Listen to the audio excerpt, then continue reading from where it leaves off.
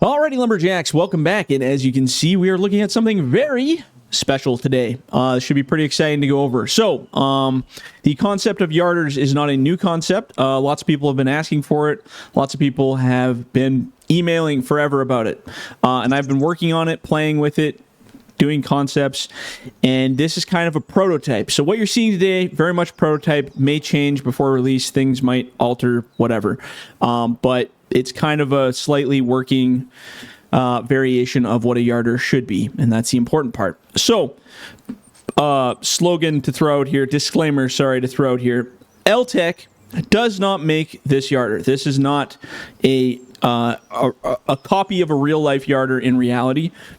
This is me being a fan of Eltec, and I made a fan alpha concept version of what a Eltec yarder could potentially look like one day. So this is not something that the company has made. This is not an actual real life one. It is based on other styles of yarders that have a same kind of similar concept, but this is not an exact replica of any particular type. It is simply the 317B with a yarder style boom arm and crane and whole setup. So I just wanted to put that disclaimer out there that this is just strictly a fan-made project, not off of any actual engineering design that Eltec has currently. So I chose Eltec because I love Eltec. It's a great brand, and I wanted to do something that was conceptually a little different to kind of give sort of a prototype aspect to it to make it fun. So there's been issues in the past and still are with building yarders. So in game, we have a yarder that is like a tower yarder you can set up and you can make it lock to the ground and do stuff. Unfortunately, the way that those yarders are built, I can't seem to get the script to copy over to these ones to make it so that they lock down. I think it's something to do with the type of object it is, but I've tried so many methods and I've spent hundreds of hours trying different things and can't make them do what I want them to do. There are third-party scripts that other modders have created floating around out there that allow you to lock the machine to the ground, so to speak. But unfortunately, the ones that I tested don't work in multiplayer, and there's a few other bugs with the cranes and stuff that don't work. So I went the entire physics route. There's no third-party scripting. This is all physics-based, the way this thing is set up. Again, it's very rough, very grainy, very dirty style. It's not like the most polished thing in the world, but prototype should be fun. So anyway, I'll stop talking about it and I'll show you guys how it works. So the concept is a grapple yarder. So we have the cart on top that rolls back and forth. We also have the grapple itself that comes down. And then we have sort of a boom style arm with the rollers on top. And then you have the roller base. Ignore the back end. This is not completed yet. This is all alpha stage. But the plan is to make these rollers actually rotate and move with the crane. And there'll be a wire system going to those as well. But we're not quite at that stage. It's very conceptual. Now on the back end, we have this ugly, blocky looking little tail thing here. This is also part of my physics concept for building the locking tail system. So right now, again, kind of a hokey way to lock it down because there isn't a great way. So I'll show you guys kind of how she goes here. So first of all, we'll walk this thing up.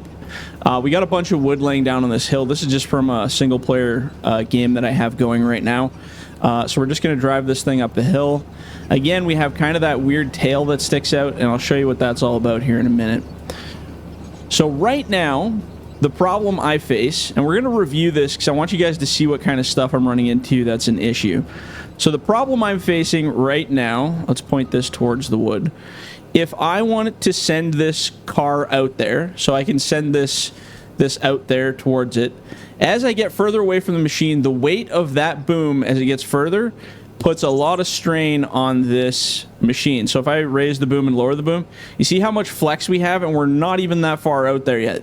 That would be the max range you could do with the weight of the machine. And if I go further than that, let's push it way out there. If I do adjustments, look at that thing. It wants to just tip right over. So it's not going to work that way. We can't do it. So we're going to pull this back up. Readjust and put it right back there. Okay, so problem is, obviously, there's so much weight on this end that's going way out to the middle, and as obviously as the further you get away from it, the more it's going to want to tip over. So if I go to pull these logs at the end of this pile from there, that machine will just roll over, fly down the hill, and crash. Now, what would be great is if I could lock this machine to the ground. Now, currently, there is no real method. You can use the winch, so you can pull out this winch line back here and hook it to a tree, but it only holds so much before the game just can't handle it, and eventually it'll make the machine roll over on its side. Trust me, I've tested that, so that does not work. I've tried the winch method. I've also tried locking to a tree, which you could do, is you can back up to a small tree and hook the winch up and try to hold it there, but again, doesn't work perfectly every time. So, you can use this little tail that I built on the back, and it works best on an in-game item. So I chose an in-game item to build it around because I needed something solid to fix to. So if I wanted to yard from this area and there's no trees around, well, I'm like, oh man, well, how would I yard here because I don't have any trees? So that was one of my dilemmas when I was trying to put this together, is I need something I can build or fix this thing to so that it doesn't take off. So if you hit Shift P on your keyboard to your purchase menu in here, if you go to this object menu thing here, go over to decorations. Now, I realize how hokey and redneck this is, but so this water pump here, actually the barrel works too, but the water pump is the best. So this little shape right here, it has that little hook on it. So you see how it's got that little hook on it? So I actually kind of designed it to work perfectly with this. So if I plunk this guy down, actually, you know what? We're going to move this machine ahead just a little bit to give us some space here. The reason I chose an in-game item is, one, you're not going to need any extra stuff. You can just get this with the in-game stuff. You can just go buy it, and you can put it anywhere you want. So if you have a yarder site up on the hill, or you have it down in a ditch, or wherever you want to put it, you can just lay it down. So line it up so that the pointy end is pointing away from the machine. Throw it down there. So here we go. We got a water pump just chilling here. So this is a decorative item, and I realize how hokey it is, but it's the only way that I can find that effectively works to locking the machine down using physics only. So this would work in multiplayer because there's no scripting, there's no other magical stuff going on, and yeah, it should work pretty darn good. So right now, this is the whole purpose here. So you just back it up, and right in the end zone here, oops, I'm driving in reverse. So you kind of have this concept. Now, right now, this thing spins, but I think I'm just going to make it slide because that'd probably work better, but it's just concept. So right now it spins, but I'm going to probably make it so it just like goes slide straight across so you can lock it in. But anyway, right now it'll spin, so the machine kind of hops a little bit. Bloop. Okay, so now this machine is locked. So with just this little concept, and I know it's redneck, so don't, like, trust me, I grew up a redneck. I love it. So this thing is fixated to the ground. In real life, it would rip it off there, but in this game, it's absolutely concrete bulletproof. So if we look at the physics, you see this thing that we just put down has a solid line and then a block right here. So this little tail actually locks in just perfectly. Okay, so now you can see that concept. So now, when I drive that line way out there, the machine can try to tip all at once, but it can't because it's got nowhere to go. Nowhere at all. See how it just sits? It'll teeter-totter around if I wave the arm around a little bit. See how it kind of moves a little bit, shifts around, but it can't go anywhere. So in turn, we will now be able to do a thing. So if I unlock it, you see how it's trying to go up? Whoop, don't want that. Oh, better be careful here. We're going to break it. There we go. Oh, there we go. Right there. Here, I think because I pulled this line out, now I've messed it up here. We'll have to rehook up again. Don't open it while the line's out. Bad idea. Okay, so let's open this back up again. Drive out. Go put that there. And again, I totally understand how hokey this is, but there currently isn't a way to do like a fixed point for a yarder that I can make work, and not in multiplayer as well. So again, slot that guy in there. There we go, perfect. Okay, so And I'm going to play with those collisions a little bit to get it going here. So if we hit C on the keyboard, we have a different camera angle here. This one kind of follows the cart out. So as I push the cart out, it follows it. So I generally look like down. So again, you have control over the rising and lowering of this piece here. You have control over the opening and closing, and you have control over the rotation left and right of that grapple. So we're going to go in and we're going to scoop from this pile here. So the boom also has changed. So the boom is on a different setting because you only really adjust the boom up and down very slightly, and then you don't really touch it again after you have your line set up. So again, you look straight down. So what I can do is I can put the camera so that it's lower and chases the grapple, but if the grapple's swinging, so is your camera, and it's really hard to navigate. If you have it up here on this one line, you can actually kind of see statically where your positioning is really easy, and it's a lot easier to actually like line it up as well. So we're gonna hook this up here, grab this. Can you see we got our little pile here? So I'm gonna switch back to first person here because it's actually easier to wind this in. So I'm just tapping and turning, just kind of like when you're running a processor where you can kind of turn the pile towards you as you bring it in. But as you can see, it brings it in nice and smooth. And we don't want to drive it through the cab, so be careful on your drops, and then just pile it right there. Wind your little winch back up. And again, so there's some things that aren't realistic. The winch line, obviously the very top piece up here that extends out for all infinity, it's static, so it doesn't move around, or it doesn't stay locked in one place. So that line, like as I move my cab around, you can see that line just kind of extends for infinity. That's just part of life because I don't have an anchor point for it on the other end. Again, this is all because it's all physics. There are no scripts. There are no nothing extra. It's all just manual physics. So we're going to grab these little guys here. But as you can see, it responds quite well. Again, I always switch to this view because I find it way easier to actually reel it in. Again, be careful when you're coming in with those approaches because it is on a swing. Because depth perception isn't super great in this, it's pretty easy to smash into your own cab. Okay, so now we're going to go grab from this other pile. We're actually going to, let's go grab from the middle furthest pile just for fun. And then the further you get away, the more sensitive your controls are. So you got to slow her down quite a bit. The controls have been like, the control sensitivity has been turned down graphically on this machine simply because it can't really, you're making such minute movements, you have to really be careful. So you'll notice everything's a little bit less responsive. So again, I'm just turning it lightly, and I switch back to my first person view. And again, you can adjust the height. So if I pull up on the line, you can see the trees go up onto the car. If I push down, they go down on the car, and then I just bring it in. But as you can see, like pretty effective. The trees actually sit really nice.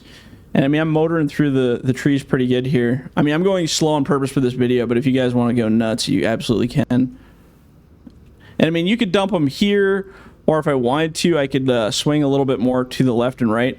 You want to stay fairly stationary with your machine, because the more off axis you are with your machine, the higher percent chance you could have that thing torque around on you, which is not ideal. So yeah, try to keep your grabs not at a 90-degree angle. But as you can see, we're pretty far off axis here, and it still lets us dump them over here just fine. So raise that back up. Again, everything's slow. See how slow my, that's at full max speed. That's as fast as this cab will turn. And the reason for that, again, is because when you're really far away working on that stuff, it gets very sensitive. So another thing, I don't know, I'll probably do it here. Eventually when you get far enough away, for whatever reason, see how that line actually kind of disconnects? I think that's something to do with it just being, so like right here, you can see that my cable is hooked up to the head that's swinging back and forth, but you hit like a max distance away from your machine, and then for whatever reason, it just freezes up and it doesn't show it anymore. That's something else I'm looking into, but I haven't been able to find a solution. So again, we're gonna go let's try to grab this whole pile just to be cray-cray. So again, we're a lot further away from where we were, so you want to be a lot more gentle with your movements, because if you move too quickly, you're going to get some issues. So let's see if we can grab all of that. Ooh, I don't know. That's pretty... That's quite a bit of stuff there. Okay, so let's try bringing it in. So again, see our machine's turning a little bit because we're really far away, and we're going just off the ground's physics here. But I mean, look at that skid coming in there. That's crazy. Or that skid, that bunch. And then as you bring it in closer, your machine should stabilize a bit. And I'm going to work on that tail grab a little bit more, obviously. But I just wanted to show you guys kind of the concept that I'm working on right now. And I mean, it's pretty effective. Yeah, and then when you're ready to move, you just pull your line in so it's close to the machine, bring it right up. And then you just disconnect from your little piece down there. And again, she's fairly tight at the moment there. There we go. And then your machine's loose and you can just carry on and do your thing. And then you can delete your little pump house that you built or build a new one or whatever. Yeah, like I said, I'm going to work on this tail a bit more. Like, I want to see if I can make it more restrictive to an object like this. More restrictive and maybe less like movement. Because even as you saw working those piles at that distance, we had a little bit of movement in the machine side to side. Again, I want to add animations to the wheels and the rollers and stuff so that when it's moving, that all kind of moves together with sound and stuff like that. But I realize it's hokey and it's kind of redneck style. I really do. But it's just, there's got to be a physics solution, and that's the only one I ever found. The other thing you can do, I don't know if these trees are probably too big. If we find a small tree, I'm just going to carry this over here. So if I find a small tree and I back it into that, so that should lock. Actually, if I change that from a pivot to a slide, because right now it pivots into the ground. This is, again, just some concept imagery here, but if I make it so it slides instead of pivots, I think that'll fix it. So what you can do is you can hook it to a tree if you really have a spot that you like. My tracks are spinning for fun there. And then what I've done before too, if you're worried about it wiggling about, you can actually tie it to another tree. So like back here, and then hit K and tighten it up until that thing is like practically max tightness. It's pretty tight on that tree, so we might break our system here a little bit. So now with that winch being all the way tight, you're going to have even less movement in your machine while you're working. And it just kind of keeps it locked down. And then just hit Y to disconnect it. Like I said, it's all very much in concept stuff right now. But it does work, as you saw. It is, like you can pull the trees from a pretty wild distance. And if I get this thing squared off a little bit more, it should be good. Again, the only thing I wish is we could lock it better as opposed to having to use this little hokey system. But so far, I haven't found a great way. So yeah, anyway, this is my fan-loving Eltec concept yarder, and I was just kind of excited to kind of get something working, and I wanted to show you guys. So hopefully you guys will have some interesting feedback and let me know what you think. All right, guys, we'll catch you in the next one. See ya.